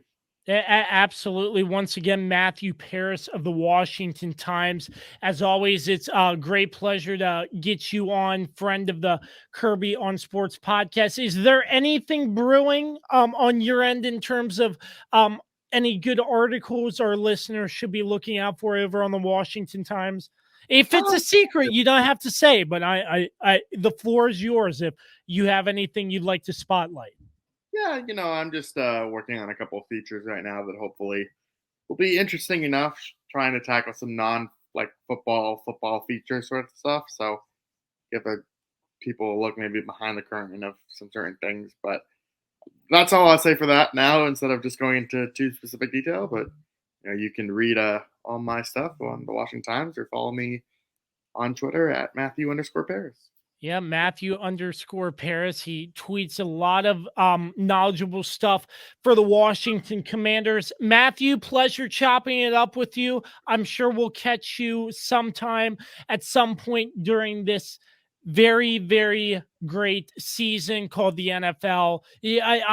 Us as fans, we can't wait. I'm sure you can't wait to cover it as well. Appreciate the time, my man. Hey, appreciate it. Thank you.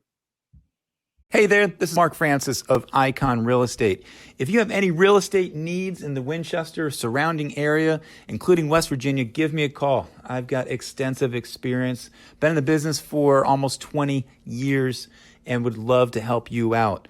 Track me down at Icon Real Estate, iconsells.com, or even give me a call, 540-247-1527. Again, Icon Sells, ICONSELLS.com.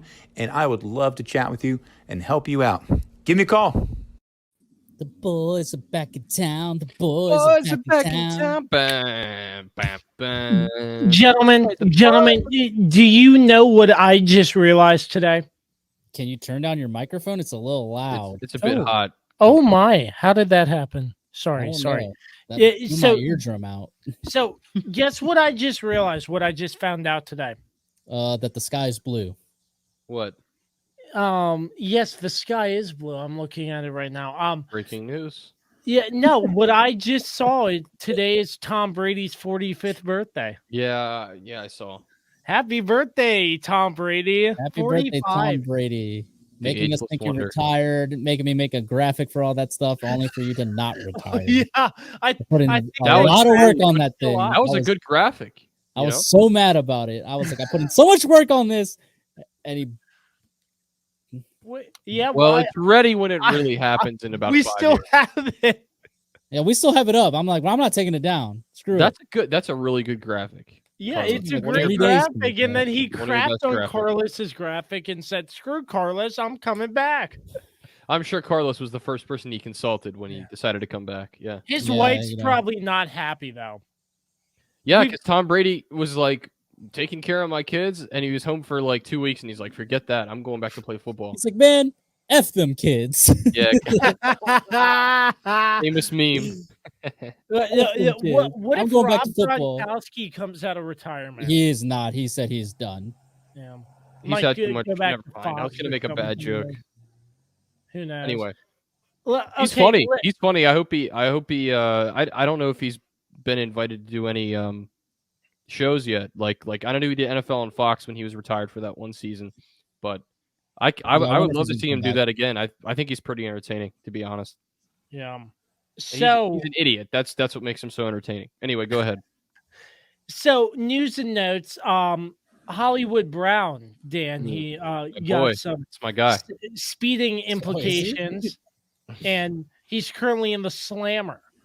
Yeah, I don't. Yeah, I guess he's in actual jail. I mean, that's what the articles have been saying. That's Probably ridiculous. not jail. though. I'm pretty sure it's just a holding cell. Yeah, still pretty crazy. Like, Yeah, it'll be interesting to see how the Cardinals handle that. I mean, it'd be surprised if they released him, but I don't think they will. I don't think they will over that. 85 miles per hour, 20 miles. It doesn't sit. I don't think that was his actual. that was just speed. the legal definition of what he did. I don't think they released how fast he was actually going. He was in a school zone, supposedly. I don't know. The whole thing's confusing to me. I mean, listen, Yeah. I can't sit here and say that I don't speed myself because sometimes I'd be speeding, but if he truly was in a school zone and he was going like 25 over That's or 30 insane. over, that's insanity. That's like, insane. watch Yeah. out, kindergartners are going to get mowed down by some crazy guy driving a car. Anyway, that's in poor taste. that was bad.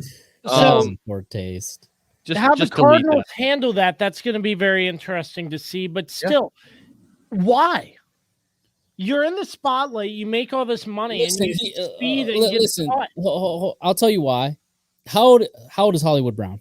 He's a young guy. He's probably the same age as us, Carlos, or close, I would say. Okay, so he's a young guy. He's got a lot of money. Probably got a really souped up supercar. He's just speed. Like, listen. It's not smart though. Listen. You got to think more. Than This sounds so freaking conceited here we when I go. say this. I have a Camaro. Okay. Papa likes the speed. Okay, in it, and that's not a supercar. That's just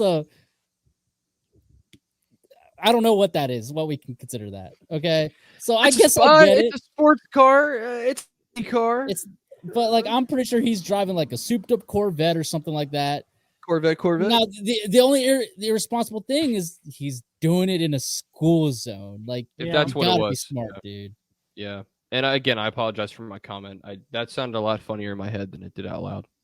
It was Anyway. dark humor, but it was in poor taste. But Let's move but forward. it sort of reminded me of the Raiders player who went 125 and got in that. That's Hold different. on. That's different. He was Yeah. drunk.